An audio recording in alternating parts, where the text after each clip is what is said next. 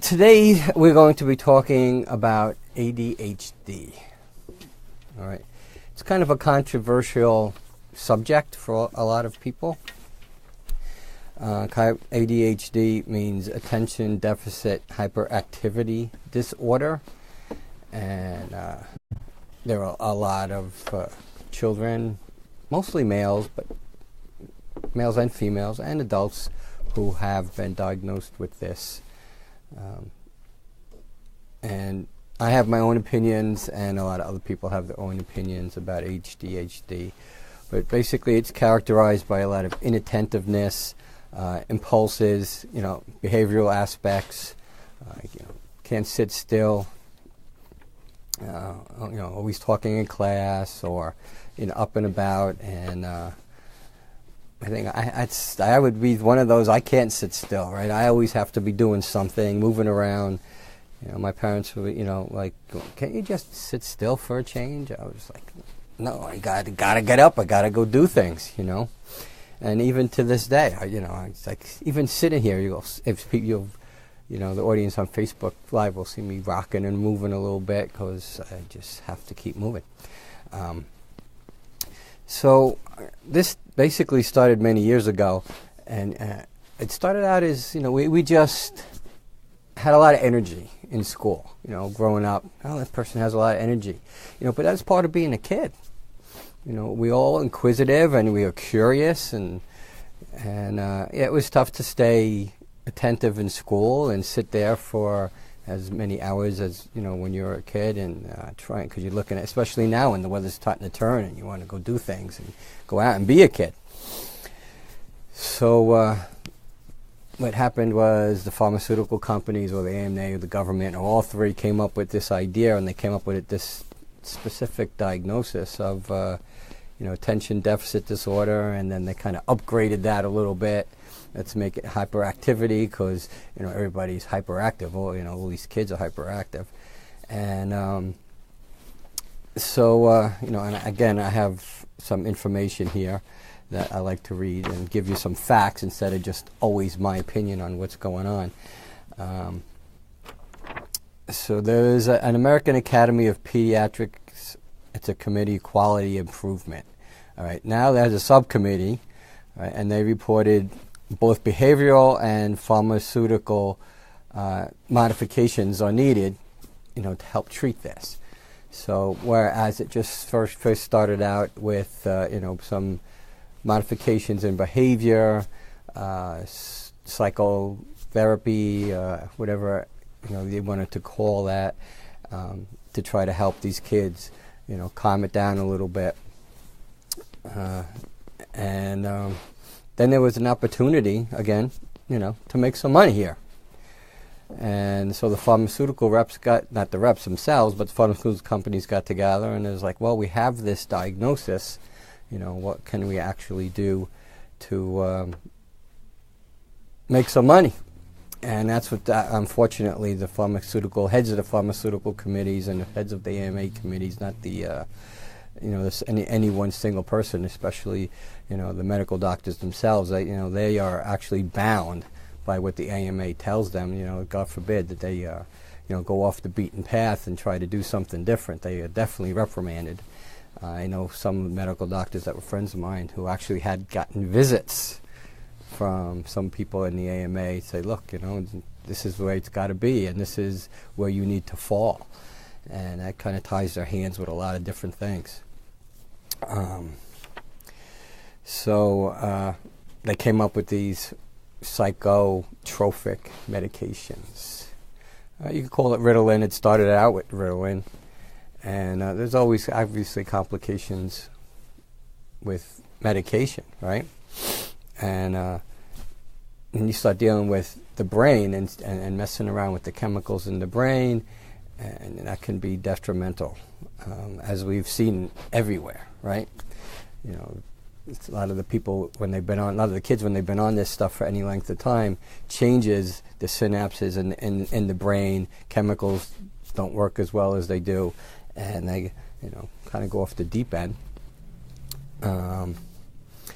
So I've just been told that I need to do this. So I talk into the microphone a little more.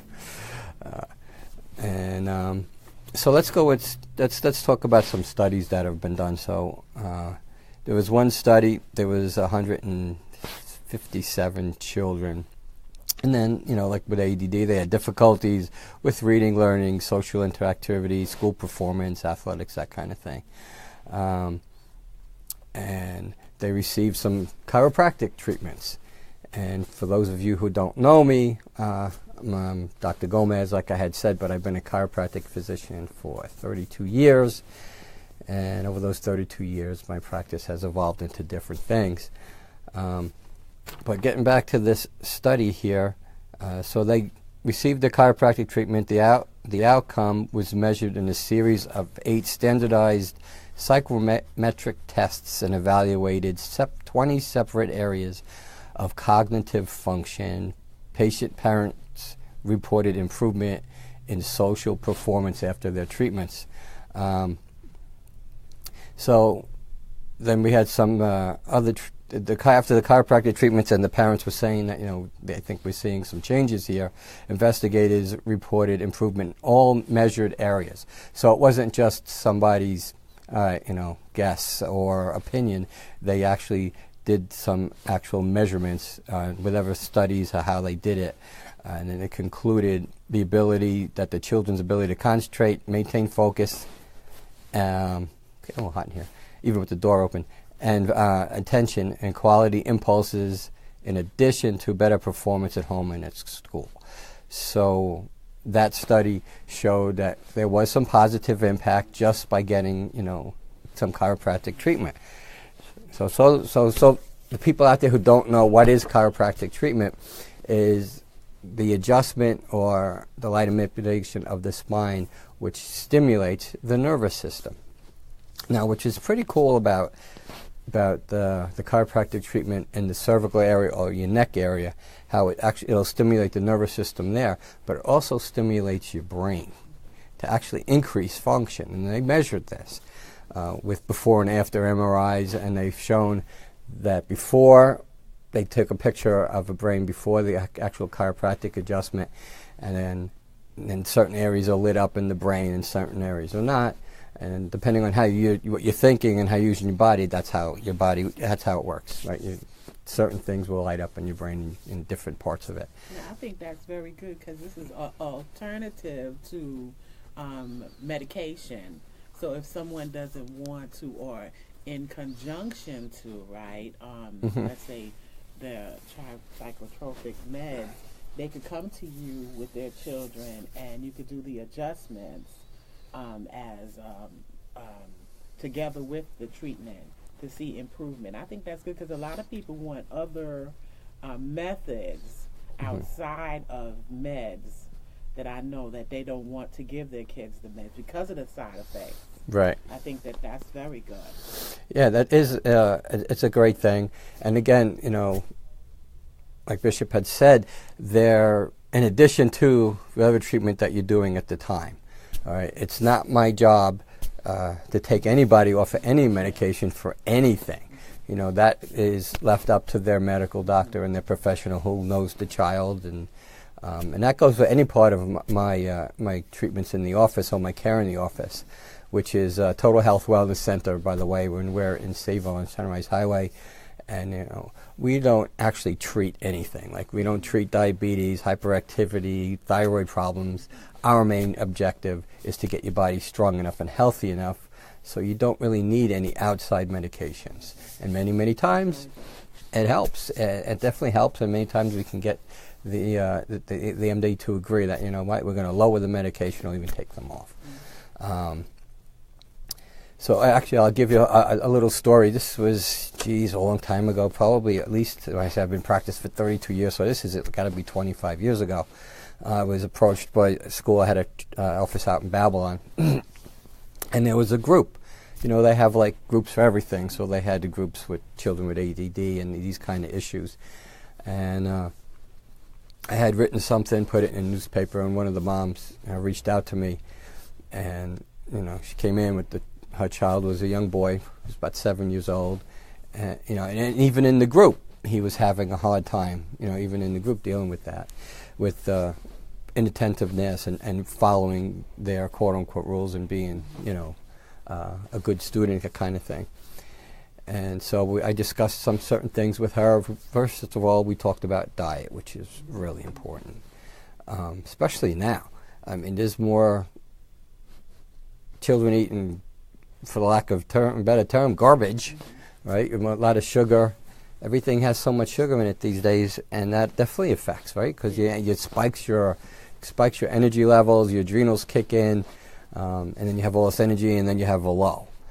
So you get big roller coaster rides, and that causes, plays havoc with a lot of the children. Could play havoc with the adults as well.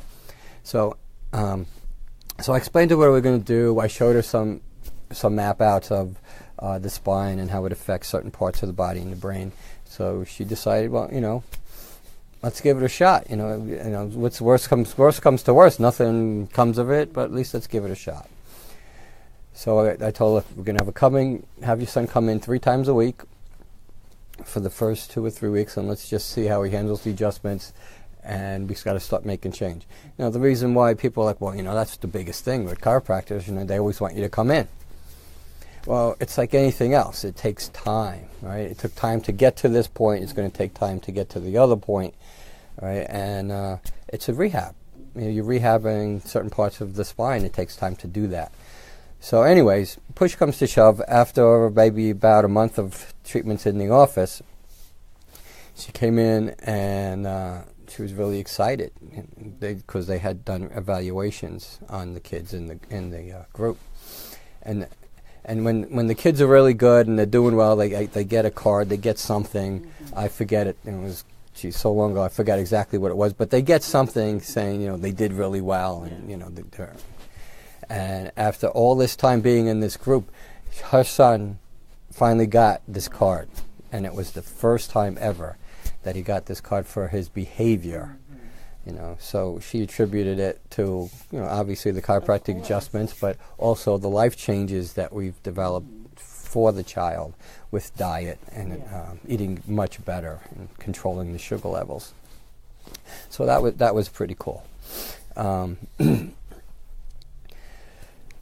So again, this is going to be my opinion. I know other people have kind of the same opinions with all these psychotropic drugs, is that it started to get, a lot of kids, we have all this energy, whatever. Let's calm them down. Let's make it a little bit easier for the teachers to take care of these kids. Because if you have a handful of them, if you have a class of 20, and then you have 4 that are a little difficult to handle, and the teachers just don't have the patience to deal with it. So we put them on these drugs, and it will calm them down, and then everything goes as should be, and it just makes jobs easier. And the same thing with parents too. Don't think it's it's not just teachers; it's everybody. Their kids are a little a little crazy, right, off the wall. I know from busy. Yeah. That word. A little busy. My son, my youngest, he's 19 now, and he was that way. He was totally off the wall. When he was, and his sister, they're about 12 months apart. So he was 3, she was 4. And I have 4 children, and when my 2 older ones were young, they're pretty close too. We didn't have to do anything. We didn't have to child-proof anything. We didn't have to put anything away. But when these 2 came, man, oh man, it was craziness. I mean, he was 3 years old. He was doing backflips off the couch at 3 years old. He was nuts. And they'd get into the rooms, and they'd destroy everything. So what I did is, me and my wife, we put hooks, those little hooks that people put on doors, and I put them up fairly high, so, I figured, what are they going to do? Yeah. So, and I couldn't understand, how did they get in the room and make a mess? I mean, we just put locks on the doors. They have their own little play area that they mischievous, get into things.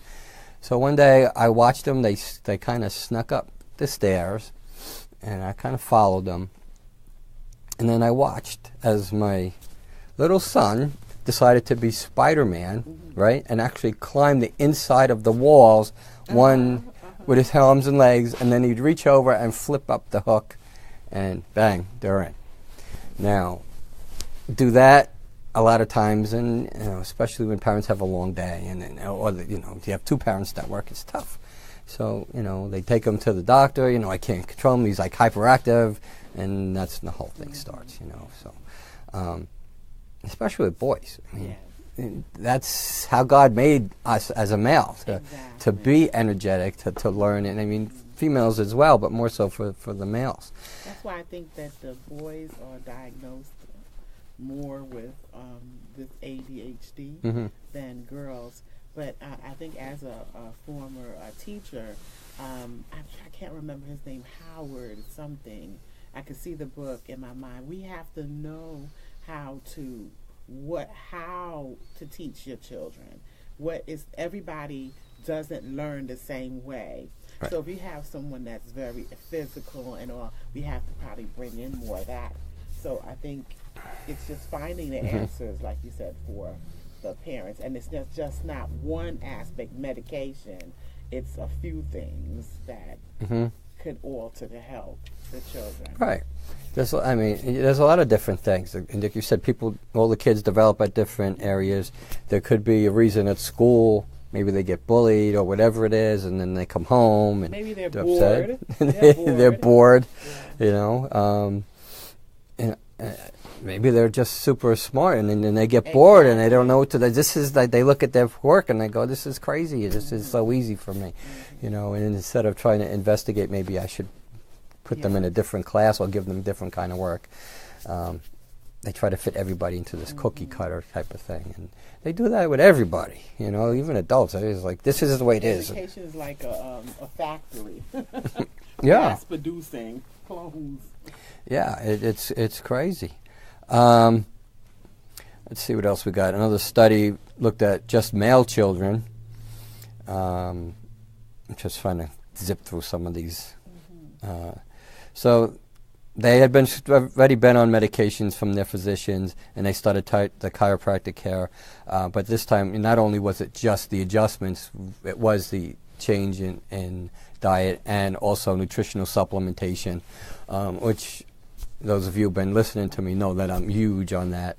In my office, we take blood work, even from children, because that's how we come up with what your body's deficient in and how your body's functioning, and then we know what we need to give you to replace, to strengthen those deficiencies.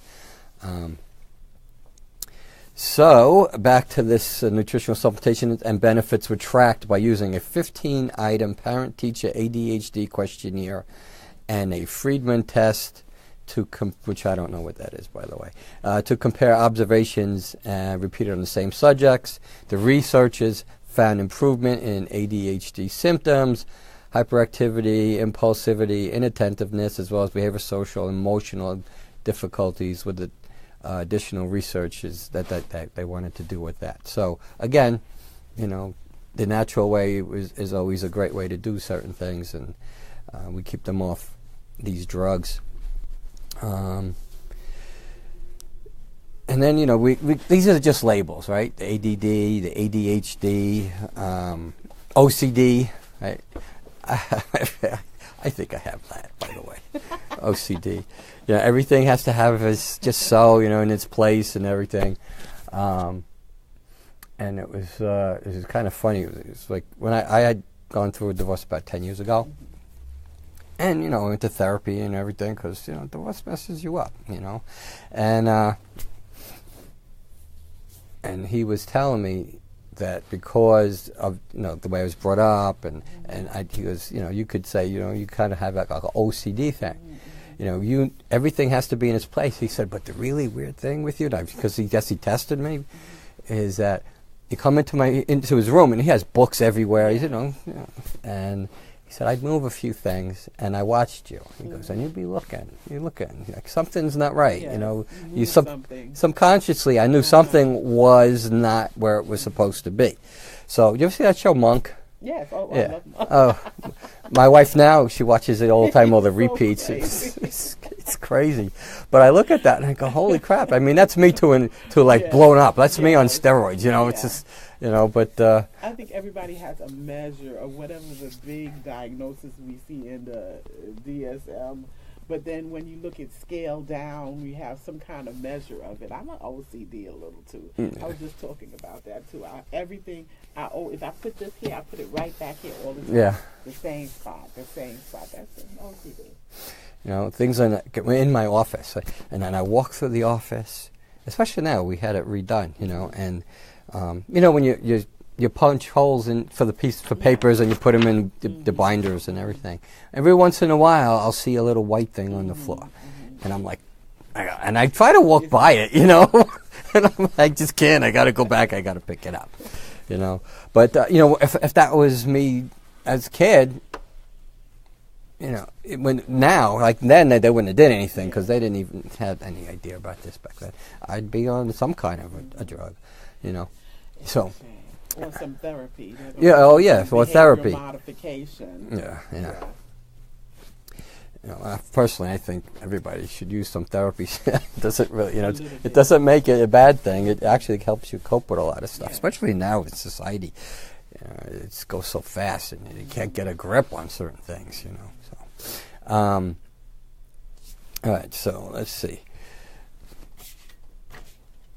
You know, so now we got these pharmaceutical companies. I don't even know how many drugs they have now for these. You know, if this Ritalin doesn't work, we'll try this thing, and we'll try whatever. You know, and that's the healthcare system. It's not really healthcare, right? It's money. It's all money, but it's crisis care, right? And it's money care. Let's money care. So, but the thing is it really a healthcare crisis, or do we just have too many sick people these days? You know. Because a society, they don't take care of themselves. They don't eat right. You know, they don't exercise. They don't do the things that they know they should do. Under so much pressure all the time to pay bills and do whatever, and then try to take care of the kids. And then they come home, they're frustrated, and then the husband comes home, and by the time they both work, you just don't have the patience, right? Yeah. You don't have the patience. You know, so you got to pray a little bit. You know, God, give me the strength to deal with my children and not to have them, you know, have to take these medications. And I think find alternatives like how you suggested with coming in for an adjustment, whatever it is that's going to alleviate or help, even preventative. I think we practice more preventative.